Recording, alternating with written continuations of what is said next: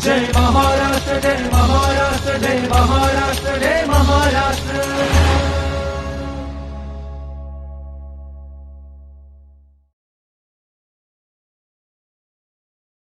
मंडळी नमस्कार। माहिती व जनसंपर्क महासंचालनालय निर्मित जय महाराष्ट्र कार्यक्रमात मी रिताली तपासे आपलं स्वागत करते। समाजातील प्रत्येक जण हा जन्मतः स्वतंत्र असतो। प्रत्येकाला जन्मतः काही हक्क असतात। याशिवाय वंश, वर्ण, लिंग, भाषा व इतर कोणत्याही कारणांवरून भेदभाव होणार नाही यासाठी काही कायदे देखील अस्तित्वात आहेत। स्वतंत्र, समता, शिक्षणाचा प्रत्येक व्यक्तीला अधिकार आहे। तर मंडळी, मानवी हक्कांविषयी समाजात जागरूकता निर्माण करण्यासाठी संयुक्त राष्ट्रांकडून दरवर्षी 10 डिसेंबरला मानवी हक्क दिन साजरा केला जातो। तर या दिनाचे औचित्य साधून मानवी हक्क आयोगाचा इतिहास, त्यांची कार्यपद्धती, रचना, अधिकार या विषयाची सविस्तर माहिती आज आपण जय महाराष्ट्र कार्यक्रमातून जाणून घेणार आहोत। आणि यासाठी आपण निमंत्रित केला आहे मानवी हक्क आयोगाचे सदस्य सचिव दिलीप गावडे सर यांना। सर नमस्कार, जय महाराष्ट्र कार्यक्रमात आपलं स्वागत। नमस्ते सर, दरवर्षी 10 डिसेंबरला मानवी हक्क दिन साजरा केला जातो। तर हा दिवस साजरा करण्यामागचा उद्देश काय आहे, मुळातच याचा इतिहास काय आहे हे जाणून घ्यायला आवडेल। 10 डिसेंबर 1948 रोजी संयुक्त राष्ट्र संघाने universal declaration of human rights ह्या प्रकारचं एक डॉक्युमेंट ॲक्सेप्ट केलं किंवा ह्या प्रकारचं एक विधेयक ॲक्सेप्ट केलं आणि त्या माध्यमातून जगातल्या सर्व नागरिकांना मानवी हक्काविषयी जागरूकता निर्माण करणं आणि त्यांच्या हक्काची जपणूक करण्यासाठी 10 डिसेंबर 1948 साली युनायटेड नेशनने हे विधेयक स्वीकारलं आणि त्याची एक आठवण म्हणून दरवर्षी 10 डिसेंबर हा दिवस आपण मानवी हक्क दिवस म्हणून साजरा करतो। खरं तर 1948 पूर्वी मागे 4-5 वर्षाचा जो कालखंड होता तो दुसऱ्या महायुद्धाचा होता आणि दुसऱ्या महायुद्धामध्ये जगातली बहुतेक राष्ट्र 2 फळीमध्ये विभागली गेली होती आणि त्यांच्यामध्ये मोठं युद्ध झाल्यामुळं माणसांच्या मानवी हक्काची खूप मोठ्या प्रमाणावर पायमल्ली झाली होती आणि मग अशा वेळेला यापुढच्या काळामध्ये माणसाचे हक्क, मानवी जीवनाचे हक्क त्यांना जपता यावं म्हणून एक युनिव्हर्सल डिक्लेरेशन युनायटेड नेशनने स्वीकारलं आणि त्याची आठवण म्हणून दरवर्षी 10 डिसेंबर हा दिवस मानवी हक्क दिवस म्हणून साजरा केला जातो। सर, आपण दरवर्षी हा दिवस साजरा करतो 10 डिसेंबर। तर जनजागृतीपर आपल्या वेगवेगळ्या थीम असतात, तर यंदाची थीम आपली काय आहे आणि त्याचा उद्देश काय आहे? सर्वसाधारणतः एक 4-5 प्रकारचे प्रामुख्यानं right of life, dignity, equality आणि लिबर्टी असे प्रकारचे जे मानवी हक्क आहे आणि काही आहेत तर त्यापैकी कुठल्या ना कुठल्या एका हक्काच्या निमित्तानं किंवा त्या हक्काच्या अराउंड थीम दरवर्षी आंतरराष्ट्रीय स्तरावर स्वीकारलं जातं। तर ह्यावर्षी डिग्निटी ऑफ ह्युमन हे थीम आहे। तर या थीम मागचा उद्देश तुम्ही काय सांगाल, की आता तुम्ही डिग्निटी ऑफ जी थीम काढलेली आहे तर त्याचा मूळ उद्देश काय सांगता येईल? डिग्निटी हा एक मानवी हक्क आहे, म्हणजे कुठल्याही माणसाला आपलं जीवन सन्मानानं जगता यावं हा एक त्याचा स्वतःचा हक्क आहे। त्या हक्काचा प्रसार जगभर, देशभर आणि राज्यभर व्हावा म्हणून ह्या मानवी हक्कावर ह्या वर्षी जास्तीत जास्त फोकस करण्याचं उद्दिष्ट आंतरराष्ट्रीय स्तरावर ठरलेलं आहे आणि ते आपण सर्व जगभरात, देशभरात, राज्यभरात ते जे उद्दिष्ट आहे त्या आणि त्याचा प्रचार प्रसार जास्तीत जास्त करणार आहे। यंदाची खूप छान अशी थीम आहे सर। सर, मुळातच मानवी हक्क आयोगाची स्थापना कधी झाली, काय सांगता येईल? मी जसं आपल्याला सांगितलं की 1948 साली याची सुरुवात झाली आणि आपल्या देशानं 1993 साली मानवी हक्क संरक्षण कायदा संसदेने पारित केला आणि तो कायदा 1993 सालापासून आपल्या देशात अस्तित्वात आलेला आहे आणि आपल्या देश पातळीवर पण एक केंद्रीय स्तरावर एक नॅशनल ह्युमन राईट कमिशन आहे आणि आपल्या राज्यस्तरावर पण एक राज्य मानवी हक्क आयोग आहे। तर आपला मानवी हक्क आयोग जो आपल्या महाराष्ट्राचा हा 6 मार्च 2001 साली गठीत झालेला आहे। अच्छा, याची रचना कशा पद्धतीची आहे, कार्य कशा पद्धतीनं ह्या आयोगामार्फत केलं जातं ह्याविषयी जाणून घ्यायला आवडेल। याची रचना आमच्याकडं या आयोगावर हायकोर्टाचे मुख्य न्यायाधीश किंवा हायकोर्टाचे जज ह्या लेवलचा सेवानिवृत्त झालेला न्यायाधीश याला अध्यक्ष म्हणून शासन माननीय राज्यपालांच्या मान्यतेने नियुक्त करतं आणि त्यांना मदतीला 2 सदस्य दिले जातात.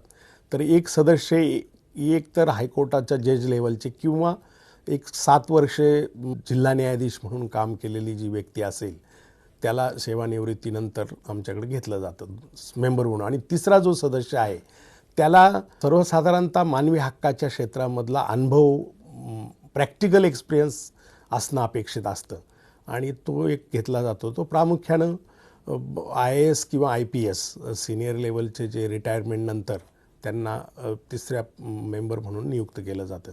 असं एक अध्यक्ष आणि 2 सदस्य अशा प्रकारच्या आमच्या आयोगाची रचना आहे. अच्छा सर, मानवी हक्कांचं संरक्षण करण्यासाठी राज्यघटनेचे किंवा इतर जे काही कायदे आहेत त्यांच्या तरतुदी काय आहेत याविषयी माहिती जाणून घ्यायला. मानवी हक्काविषयी प्रामुख्यानं राईट टू लाईफ आणि डिग्निटी आणि लिबर्टी आणि इक्वॅलिटी हे प्रामुख्यानं कायद्यामध्ये उल्लेखित केलेले प्रमुख मानवी हक्क आहेत. आणि त्या अनुषंगानं मग जसे जसे घटनेचा उद्दिष्ट अंमलबजावणी करण्यासाठी अन्य काही कायदे झाले त्यांनी काही राईट टू प्रायव्हसी वगैरे वगैरे अशा प्रकारचे बरेचसे राईट्स माणसाला घटनेनं आणि कायद्यानं दिलेले आहेत. त्याचं संरक्षण करण्याचं काम आमचा आयोग करतं. नागरिकांच्या तक्रारी आल्यानंतर मग त्यांना न्याय मिळवून देण्यासाठी आयोग कशा पद्धतीनं काम करतं, काय सांगता येईल? आमच्याकडं नागरिकांच्या तक्रारी प्राप्त झाल्यानंतर त्याची प्रथमतः आमच्याकडं विधी विभाग आहे आणि त्या विधी विभागात एक ज्येष्ठ सिनियर डिव्हिजन जज लेवलची एक व्यक्ती आमच्याकडे असते आणि एक ज्युनियर डिव्हिजन लेवलची जजची व्यक्ती आमच्याकडे डेप्युटेशनवर आहेत. त्यांना रजिस्ट्रार आणि असिस्टंट रजिस्ट्रार पदना म्हणून आम्ही ओळखतो. हे लोक, त्यांना काही स्टाफ आम्ही मदतीला दिलेला आहे आणि त्यांच्या मदतीनं ते आलेल्या तक्रारीची स्क्रुटिनी करतात आणि स्क्रुटिनी केल्यानंतर पहिल्यांदा काही तक्रारी, आता नागरिकांच्या बाबतीत काय होतं की नागरिकांना सर्वसाधारणतः कुठली तक्रार असले की ते एक माननीय मुख्यमंत्री आणि सगळे जेवढे ऑर्गनायझेशन त्यांना माहिती आहे त्यांना कॉपी देतात. पण मग अशा वेळेला आमच्याकडे एक 8-10 प्रकारच्या काही कायद्यामधल्या तरतुदी आहेत, रेग्युलेशनमधल्या तरतुदी आहेत. तर त्या तरतुदीच्या अनुषंगानं काही अर्ज आम्ही हे स्क्रुटिनीमध्ये तपासल्यानंतर नागरिकाला उत्तर देतो की अशा प्रकारच्या ज्या गोष्टी आहेत किंवा जी तक्रार आहे ती आमच्याकडे आमच्या कायद्यात किंवा रेग्युलेशनमध्ये आम्हाला हाताळण्यासारखी वाटत नाही. मग त्यापैकी उदाहरणार्थ आपल्याला पहिलं जे सांगितलं का कॉपी द्यायची, अन्य कोणाला तरी अर्ज करायचा त्याची कॉपी द्यायची, किंवा मग सिव्हिल डिस्प्यूट्स असतात, प्रॉपर्टीचे काही वाद असतात, किंवा फॅमिली डिस्प्यूट्स असतात, किंवा सर्व्हिस मॅटर्स असतात, नोकरांचे काही सेवेच्या संदर्भातले, किंवा काही अन्य कमिशन्स आहेत त्यांच्याकडे चालू असलेले जे काही वादविवाद आहेत. अशा वेगवेगळ्या प्रकारच्या तक्रारी, ज्या तक्रारी हाताळण्यासाठी अन्य काही कायद्यानं, घटनेनं किंवा शासनानं, प्रशासनानं वेगवेगळे फोरम तयार केलेले आहेत, तर त्या फोरमकडच्या तक्रारी आम्ही नाही स्वीकारत, किंवा स्वीकारल्यानंतर त्याची स्क्रुटिनी केल्यानंतर नागरिकाला उचित उत्तर देतो आम्ही तपासणीनंतर. आणि मग काही त्यापैकी तक्रारी आम्हाला खरोखर मानवी हक्काचं उल्लंघन झाल्याचं लक्षात आल्यानंतर ती तक्रार मात्र मग आम्ही जे अध्यक्ष आणि सदस्य आहेत त्यांच्या निदर्शनास आणतो आणि मग अध्यक्ष महोदय ज्या दखलपात्र तक्रारी आहेत त्याची वाटप 2 सदस्यामध्ये त्यांच्या स्वतःमध्ये करतात आणि त्याचं सुनावणी घेतात. त्याच्या एक संबंधित खात्याकडून अहवाल मागविला जातो. वेळ पडल्यास त्यांना सुनावणीला बोलावलं जातं आणि ती केस मग त्या ठिकाणी समजावून घेऊन त्या नागरिकाला त्याच्या हक्काचं कुठं उल्लंघन झालं असेल तर त्याला काय मदत करता येईल त्याबाबतची शिफारस आमचा आयोग शासनाला करतं. नक्कीच सर, तुम्ही आता सांगितल्याप्रमाणे फार मोठ्या पातळीवर हे काम केलं जातं, कारण विविध विषयांमधल्या अनेक तक्रारी तुमच्याकडे येत असत. मात्र ह्या तक्रारी करण्यासाठी नागरिकांना काही सुविधा आपण उपलब्ध करून दिलेल्या आहेत? आमच्याकडे तक्रारी एकतर पोस्टानं करता येते, दुसरी ईमेलवर करता येते, तिसरी आमची जी पोर्टल आहे त्याच्यावर करता, वेबसाईट जी आहे त्याच्यावर करता येते, आणि समक्ष आणून दिली तरी घेतो आम्ही. तर अशी 4-5 प्रकारच्या पद्धतीनं तक्रारी आम्ही स्वीकारतो आणि त्याला कुठलंही फी नाही, विनामूल्य आणि हस्तलिखित असली तरी घेतो आम्ही. टाईप केलेली असली घेतो, मेलवर आलेली घेतो आणि अशा प्रकारच्या तक्रारी आम्ही स्वीकारतो आणि त्याची तपासणी करून उचित न्याय देण्यासाठी प्रयत्न करतो. आज सोशल मीडिया खूप पुढच्या पिढीपर्यंत गेलेला आहे, खूप फास्ट सगळीकडे जात असतं. तो नागरिक ऑनलाईन तक्रार करू शकतात आपल्याकडे. तर त्यासाठी तुमची काय आयडी आहे, ईमेल आहे, काय काय सांगा? आमचा मेल आहे महाराष्ट्र म्हणजे ते mhrsc@government.in अशा प्रकारचं आमचं वेबसाईट आहे, तिच्यावर करता येतो आणि आमचा मेल आय डी पण आहे. त्या मेल आय डीवर पण आम्ही तक्रारी स्वीकारतो. तर तो मेल आय डी जो आहे तो complaint-mshrc@gov.in अशा प्रकारचं ईमेल आय डी आहे आणि वेबसाईट मगाशी सांगितल्याप्रमाणे www.mshrc.gov.in अशा प्रकारची वेबसाईट आहे. तर जी ईमेल आणि वेबसाईट यावर पण आम्ही तक्रारी स्वीकारतो ऑनलाईन. अच्छा सर, एखादी तक्रार नागरिकांना आपल्याकडे केली तर ती तक्रार आल्यानंतर साधारण किती कालावधीनंतर त्याला न्याय मिळतो? मध्यंतरी कोरोनाच्या काळामध्ये थोडंसं स्टॅग्नेशन तक्रारींचं आमच्याकडे झालं होतं आणि कधी कधी माननीय अध्यक्ष किंवा सदस्यांची नेमणूक काही थोडं महिना 2 महिन्यांनी इकडे तिकडे झाली तर थोडंसं तक्रारींचं स्टॅग्नेशन होतं, म्हणजे साठल्या जातात. पण अलीकडं आम्ही जे शिकाऊ विधी विभागाचे जे विद्यार्थी असतात त्यांना काही प्रोत्साहनात्मक प्रत्येक केसमागं पैसे देऊन त्या तक्रारींची स्क्रुटिनी करून घेतली बऱ्यापैकी. तर 2015 पासून आमच्याकडे काही केसेस तक्रारी प्रलंबित होत्या, 16, 17, 18, 19, 20, 21, 22 वगैरे. तर त्या सगळ्या जवळजवळ आम्ही 15,450च्या दरम्यान केसेस ज्या प्रलंबित होत्या या 5-6 वर्षामध्ये त्याची स्क्रुटिनी ह्या विद्यार्थी जे नवशिक्षित विद्यार्थी आहेत विधी विभागाचे म्हणजे लॉचं शिक्षण घेणाऱ्या त्यांना प्रोत्साहनात्मक रक्कम देऊन त्यांच्याकडून तपासून घेतल्या आणि ती आमच्या स्तरावर आम्ही शहानिशा करून खातरजमा करून त्याचा निपटारा केला आणि नागरिकांना उत्तरं दिली. अच्छा, नक्कीच खूप चांगलं काम मानवी हक्क आयोगाकडून सुरू आहे सर. मानवाच्या कोणकोणत्या हक्काचे संरक्षण आपल्याकडून केले जाते, काय सांगाल? मानवाचं एक जगण्याचा हक्क, राईट टू लाईफ. दुसरं डिग्निटी, सन्मान. आणि तिसरं समता. चौथं इक्वेलिटी आणि डिग्निटी आणि लिबर्टी, स्वातंत्र्य. अशा 3-4 प्रमुख ज्या कायद्यामध्ये उल्लेखित जे आपले मानवाचे हक्क आहेत त्याचं संरक्षण करतो आणि बाकी कायद्यान्वये घटनेची उद्दिष्ट अंमलबजावणी करण्याकरता जे काही राज्य सरकारनं केंद्र सरकारनं कायदे केलेले आहेत त्याच्या अनुषंगानं पण जे काही हक्क नागरिकाला मिळतात त्याचं संरक्षण करण्यासाठी आमचा आयोग काम करतं.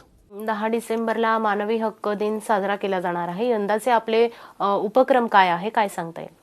आमचा एक राज्य लेवलचा जो कार्यक्रम आहे त्या कार्यक्रमात आम्ही एक सर्वोच्च न्यायालयाच्या न्यायाधीश दर्जाचा किंवा हायकोर्टाच्या माजी मुख्य न्यायाधीश दर्जाचा एक व्यक्तींना बोलावून आमचं कार्यक्रम सह्याद्रीवर आम्ही आयोजित केलेला आहे. हा एक कार्यक्रम प्रामुख्यानं राज्यस्तरावर आम्ही आयोजित करतो आहे आणि प्रत्येक जिल्हाधिकाऱ्यांना आम्ही कळवणार आहे की आपण पण जिल्हा लेवलवर अशा प्रकारचा मानवी हक्क दिन साजरा करण्याचा कार्यक्रम आयोजित करण्याच्या सूचना आम्ही निर्गमित करतो आहोत. या दिनाबाबत मोठी संकल्पना आपण करत आहात, उपक्रम राबवत आहात, नक्कीच खूप चांगली बाब आहे. पण महिलांसाठी असलेले कायदे व त्यांना आपल्या हक्काची जाणीव होण्यासाठी आपल्याकडून काय काम केलं जातं सर? महिलांच्या बाबतीमध्ये आपण जर पाहिलं तर महिला आयोग पण अस्तित्वात आहे त्यांच्यासाठी, म्हणजे राज्य महिला आयोग किंवा राष्ट्रीय महिला आयोग वगैरे वगैरे. परंतु तरीही महिलेचे जे माणूस म्हणून जे हक्क आहेत त्या हक्काची दखल आम्ही घेतोच. म्हणजे त्याचं जर काही उल्लंघन कुठं होत असेल तर त्याची दखल आम्ही घेतो. तर प्रामुख्यानं मध्यंतरी आम्ही एक KC कॉलेज तिथे sexual harassment at work place अशा प्रकारचं ह्या विषयावर आम्ही वर्कशॉप आयोजित केलं होतं आणि तिथले जे लॉचे विद्यार्थी, तिथले प्रिन्सिपॉल, आमचे अध्यक्ष, आमचे सदस्य आणि आमचे सगळे यंत्रणा आम्ही सगळ्यांनी मिळून याला प्रतिबंध व्हावा आणि अशा प्रकारे महिलेचा कामाच्या ठिकाणी छळ होऊ नये याच्यासाठी आम्ही जागृती केली आणि जर कुठं झाला तर त्याची दखल कशा प्रकारे घेतली जाईल याचा पण प्रचार प्रसार आम्ही केलेला आहे. नक्कीच मानवी हक्क आयोग जे आहे ते खूप मोठ्या प्रमाणात काम करत आहे. तर जिल्हा पातळीवर किंवा गावोगावात कशा पद्धतीनं आपण तिकडच्या लोकांपर्यंत पोहोचता, काय सांगता येईल? सर्वसाधारणतः आमची वेबसाईट आहे आणि त्या वेबसाईटच्या माध्यमातून आम्ही जे काही आमचे कार्यक्रम होतात ते वेबसाईटवर केले जातात. त्याचप्रमाणे त्याच्यावर काही माहिती, जे रूल्स रेग्युलेशन कायदे किंवा याच्यातल्या महत्त्वाच्या तरतुदी याची माहिती आम्ही ठेवतो. आणि काही वेळेला कधी फार ग्रामीण भागात किंवा काही ठिकाणी समजा जर पोचता नाही आलं, तिथं जर कुठं काही ग्रामीण भागात किंवा कुठे इंटेरियरमध्ये मानवी हक्काचं उल्लंघन झाल्याच्या बातमी कुठं मीडियामध्ये आली आणि ती आमच्या आयोगाच्या लक्षात आली, तर आमच्या आयोगाला आमच्या माननीय अध्यक्षांना त्याचं सुमोटो कॉग्निझन्स घेण्याचा अधिकार आहे. एखाद्या वेळेला एखादा गरीब व्यक्ती किंवा जो रिमोट एरियात राहतो, गरीब आहे, त्याला मी आत्ता जी कार्यपद्धती विशद केली ह्या पद्धतीच्या माध्यमातून त्याला जरी आमच्यापर्यंत पोहोचता नाही आलं आणि त्याच्या मानवी हक्काचं कुठं उल्लंघन झालं असेल आणि ते जर आम्हाला माध्यमाद्वारे आमच्या लक्षात आलं, वृत्तपत्राच्याद्वारे किंवा अन्य माध्यमांद्वारे, तर त्याचा सुमोटो कॉग्निझन्स स्वतःहून त्याची दखल घेण्याची तरतूद कायद्यामध्ये आहे आणि आमचे माननीय अध्यक्ष त्याची दखल घेतात आणि त्याची केस बोर्डावर घेऊन किंवा अन्य सदस्यांना किंवा मान्य अध्यक्ष किंवा एकत्रित बसून त्याच्यावर सुनावणी घेऊन शासनाच्या ज्या खात्याच्या अनुषंगाने ती आहे त्यांना सुनावणीला बोलवून त्याबाबत त्या सामान्यातल्या सामान्य माणसाला न्याय देण्याचा प्रयत्न आमचा आयोग करतो.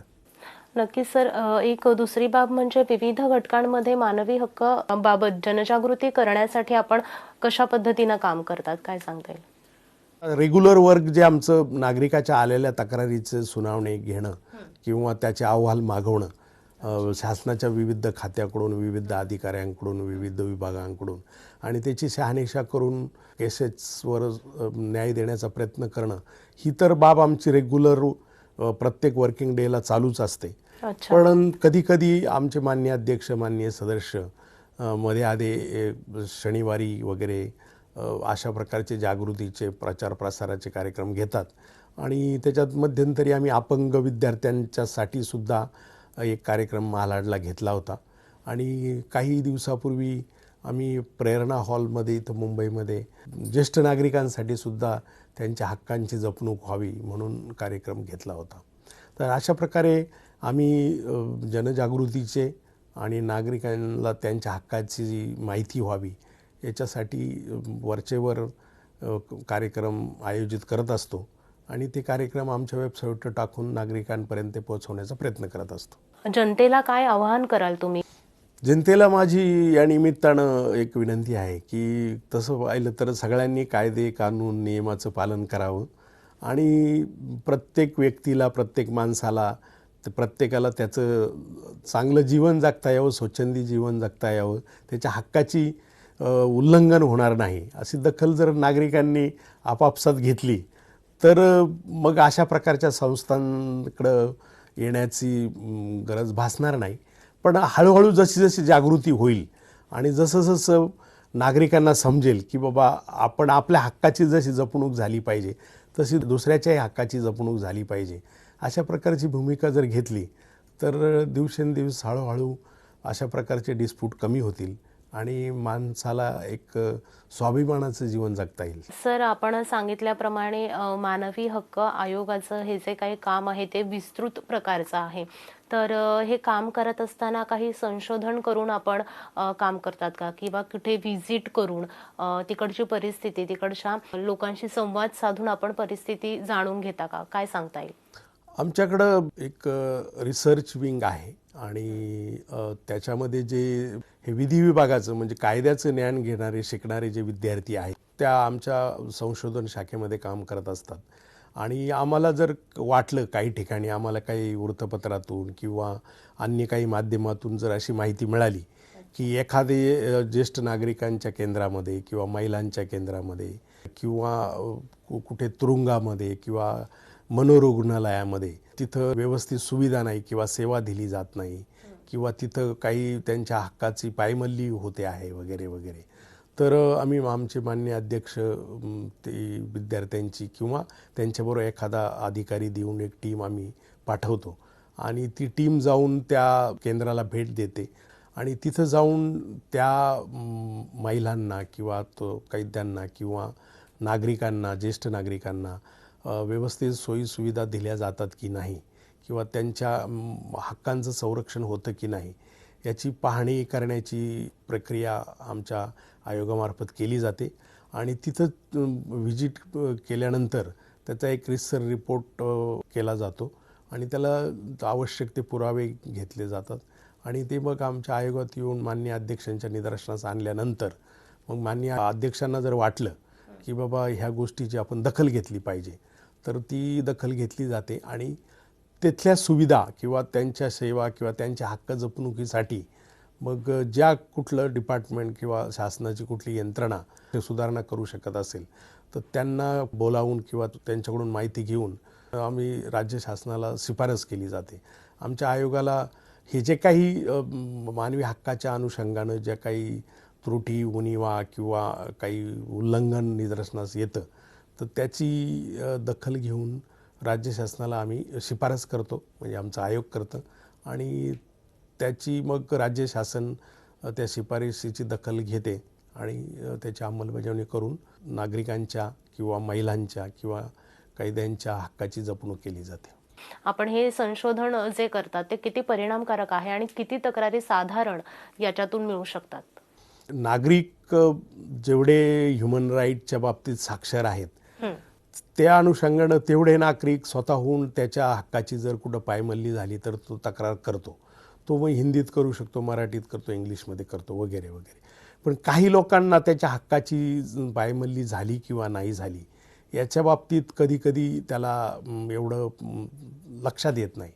मग अशा वेळेला जे काही वेगवेगळे मीडियाज आहेत, म्हणजे वृत्तपत्र आहे किंवा काही इलेक्ट्रॉनिक मीडिया, सोशल मीडिया किंवा अन्य काही आमची रिसर्चची टीम केली तर ज्या अँगलमधून किंवा ज्या दृष्टिकोनातून ती बाब आमच्या निदर्शनात येईल, आयदर मीडियाच्या माध्यमातून, रिसर्च विंगच्या माध्यमातून किंवा तक्रारीच्या माध्यमातून, कुठल्याही माध्यमातून अशा प्रकारचं जर उल्लंघन आमच्या निदर्शनास आलं तर त्याची दखल आयोगामार्फत घेतली जाते आणि त्या संबंधित सरकारी यंत्रणेला त्यांचा अहवाल मागून उचित शिफारस शासनाला आम्ही केली जाते. हे काम करत असताना काही सामाजिक संस्था आपल्या सोबत आहेत का आणि त्यांच्या माध्यमातून आपण कशा पद्धतीनं काम करता?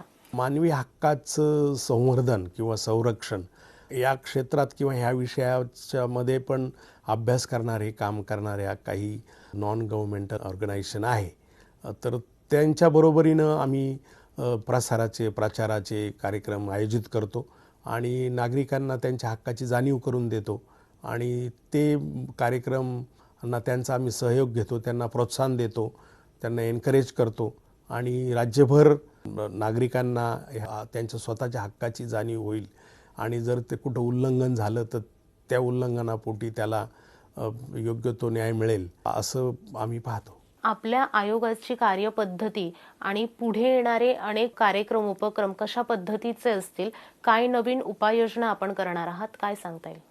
ह्या ज्या तक्रारी प्राप्त होतात किंवा ज्या तक्रारींचं आम्ही सुमोटो कॉग्निझन्स घेतो त्या तक्रारींचं क्षेत्रीय तपास किंवा आयोगाला त्याचं दखल घेत असताना काही प्रत्यक्ष त्याच्यामध्ये तपास करणं आवश्यक वाटलं तर आमच्याकडे एक अन्वेषण विभाग पण आहे आणि आमच्याकडे एक इन्स्पेक्टर जनरल लेवलचा एक अधिकारी पोलीस विभागाचा आहे, ते पण IPS असतात, एक SP लेवलचा अधिकारी आहे, मी स्वतः सेक्रेटरी लेवलचा IAS ऑफिसर आहे आणि अशा प्रकारे ते आमची जी अन्वेषण विभागाची त्यांना पोलीस इन्स्पेक्टर आणि कॉन्स्टेबलरी स्टाफ पण मदतीला आहे आणि आयोगाला ह्या अशा वेगवेगळ्या प्रकारच्या तक्रारींची किंवा सुमोटो कॉग्निझन्स घेतलेल्या गोष्टींची जर तपास करून आवश्यक वाटला तर ते त्यांना देतात आणि ती टीमसुद्धा आमची क्षेत्रीय पातळीवर जाते आणि ती प्रत्यक्ष तपास करते त्या घटनेचा आणि त्याचा अहवाल आयोगाला देते आणि आयोग त्याच्या आधारे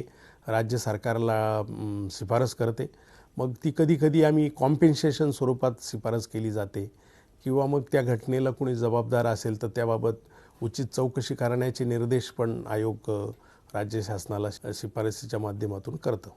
अच्छा, म्हणजे एखाद्या तक्रारीविषयी शंका आली की परिस्थितीचं तुम्हाला उलगडा करायचा असेल तर तुम्ही विशिष्ट पथकाची मदत घेऊन सुद्धा ते काम करत असतात. हां, मग ही अन्वेषण पथकाची मदत प्रामुख्यानं आम्ही तक्रारीच्या माध्यमातून तर त्याची दखल घेतो आणि आमच्या स्वतःकडे असलेल्या अन्वेषण विंगच्या मदतीनं त्याचा तपास करतो आणि मग आमचे जे हे जस्टिस आणि जज लेवलचे जे लोक आहेत सेवानिवृत्त त्यांचा अनुभवाचा फायदा घेऊन त्या निर्णयापर्यंत पोहोचता येतो की नाही इथं आपण दखल घेतली पाहिजे, शासनाने दखल घेतली पाहिजे, संबंधित डिपार्टमेंटने दखल घेतली पाहिजे. तर तशा प्रकारची शिफारस आमचा आयोग शासनाला करतं. सर, बालमजुरी हा एक गंभीर विषय आहे आणि या तक्रारी तुमच्याकडे कशा पद्धतीने येतात आणि आल्यानंतर तुम्ही त्या संदर्भात कशा पद्धतीनं काम करतात? बालमजुरीच्या बाबतीमध्ये ह्या बालकांना काम करायला काही ठिकाणी लावलं जातं, कधी कधी लक्षात आलं तसं. आज अलीकडच्या काळामध्ये त्याबाबत खूप जागृती झालेली आहे आणि ते प्रकार खूप कमी झालेले आहेत. पण या उपरही काही ठिकाणी जर असा प्रकार जर होत असेल किंवा घडत असेल आणि तो जर आमच्या रिसर्च विंगची टीमच्या माध्यमातून किंवा मीडियाच्या माध्यमातून, वृत्तपत्राच्या माध्यमातून किंवा अन्य कोणी एखादा सतर्क नागरिकानं जर तक्रार केली की बा अमक्या अमक्या ठिकाणी बालमजुरीसारख्या घटना घडत आहेत, तर तिथं ते बालकाच्या हक्काचं उल्लंघन होत आहे, तर त्याची दखल घेतो आम्ही आणि संबंधित डिपार्टमेंटचा अहवाल मागून संबंधित डिपार्टमेंटला सुनावणीला बोलवून मग अधिकाऱ्यांना त्याची सोडवणूक करण्यासाठी आमचा आयोग प्रयत्न करतो. सर, मग संबंधित एखादा गुन्हेगार असेल, कशा प्रकारे त्यांना शिक्षा दिली जाते, काय सांगता येईल? आता शिक्षा करण्याचं जे अधिकार आहेत ते कोर्टाला आहेत. तर ट्रायल कोर्ट आणि ट्रायल करण्याचे आमच्या आयोगाला अधिकार नाही. आमच्या आयोगाचं कामकाज हे सिव्हिल कोर्टासारखं चालतं आणि सिव्हिल प्रोसिजर कोडच्या तरतुदीच्यानुसार चालतं आणि त्याला त्या तक्रारीचं शहानिशा करण्यासाठी जर आम्हाला क्रिमिनल प्रोसिजर कोड किंवा इंडियन पिनल कोडमधल्या काही तरतुदींची जर गरज पडली तर त्या तरतुदी वापरण्याचे सुद्धा आयोगाला अधिकार आहेत. तर अशा प्रकारे civil procedure code, criminal procedure code आणि इंडियन पिनल कोडमधल्या तरतुदी वापरून आमचं आयोग काम करतं आणि ट्रायल मात्र म्हणजे गुन्हेगाराच्या विषयाची जी ट्रायल आहे ती ट्रायल मात्र ट्रायल कोर्टच घेतं. त्याच्या बाबतीत आम्ही शिफारस करतो. अशा प्रकारचं काही एखादं गुन्हेगाराच्या अनुषंगाने, उदाहरणार्थ तुरुंगामध्ये काही त्याच्यावर टॉर्चरिंग होत असेल किंवा गुन्हेगारांना काही कस्टोडियल डेथ वगैरे झाला तर त्याचे तात्काळ अहवाल आमच्या आयोगाकडे येतो आणि आमचा आयोग त्याची शहानिशा करतो. कारण त्याची कस्टोडियल डेथचा तपास पण ज्या पोलीस स्टेशनच्या हद्दीत ते होतं तिथले judicial magistrate first class inquiry करतात आणि ते इन्क्वायरी रिपोर्ट आमच्याकडे येतो आणि आमचे आयोग त्याच्यामध्ये शहानिशा करतं की बाबा हे कस्टोडियल डेथ कसा काय झाला आणि त्याचा JMFCचा जो इन्क्वायरी रिपोर्ट आहे ते पण शहानिशा करतं. जरूर पडले तर संबंधित पोलीस स्टेशनच्या अधिकाऱ्यांना पण त्यांच्याकडून अहवाल मागवून किंवा त्यांना समक्ष बोलावून त्याबाबतची शहानिशा खातरजमा केली जाते. तर अशा प्रकारे प्रामुख्यानं पोलीस यंत्रणा, तुरुंग, मनोरुग्णालय, महिला, बालकं आणि ज्येष्ठ नागरिक ह्या घटकांच्या मानवी हक्काचं उल्लंघन होण्याची शक्यता कधी कधी असते. तर ती शक्यता कशी कमी होईल, ती शक्यता कशी टाळता येईल याच्यासाठी प्रोएक्टिव्हली आमचा आयोग काम करत असतं. तर मंडळी, तेव्हा पुन्हा भेटूयात जय महाराष्ट्र कार्यक्रमाच्या पुढील भागात एक नवा विषय व नवीन मान्यवरांसह. तोपर्यंत मी रिताली तपासे आपला निरोप घेते. नमस्कार.